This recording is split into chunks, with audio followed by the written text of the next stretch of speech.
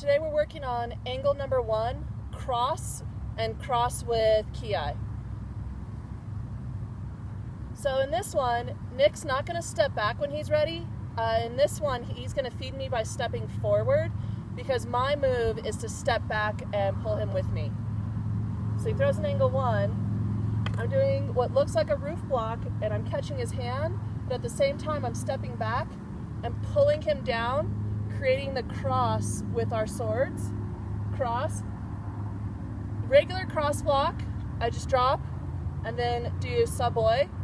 Whereas cross with ki is when I'm here, strike to the head, opening him up, and then savoy.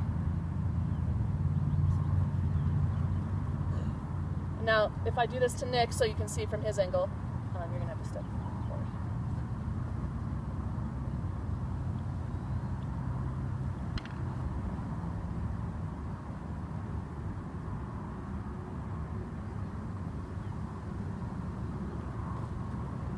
Do you want to do it again?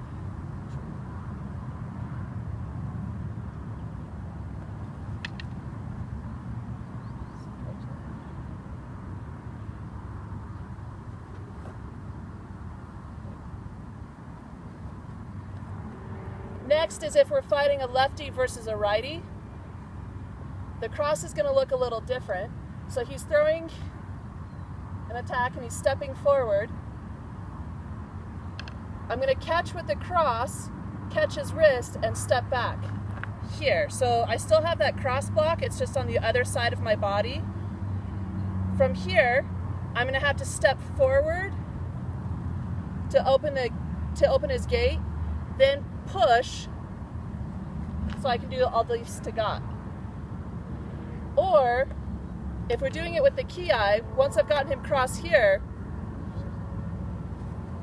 and I've come down, then I'm going to step forward and strike at his thumb to disarm him. I can also turn this into a strike here in theory to disarm him this way, then step push, come around and do all these to got. And so what that looks like, putting it all together with the strike,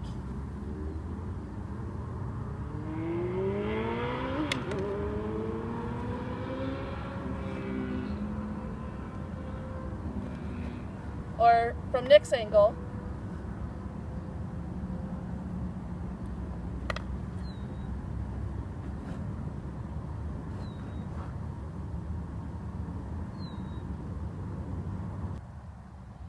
we're working on cross block with ki using sword and shield instead of the Escrima sticks. In this case, we're going to assume with the bigger swords that your opponent is really putting a lot of power into it.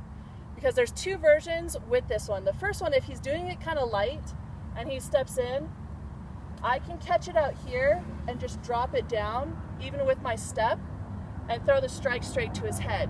But the likelihood is that if he's coming in on me, he's going to come in really hard, which is going to drive his sword back farther towards my shoulder.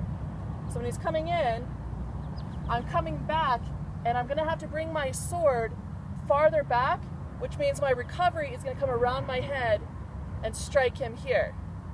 Then I'm going to step with my back, my shield leg, to open the gate, letting my shield slide down his arm, so now I'm hooked on his wrist.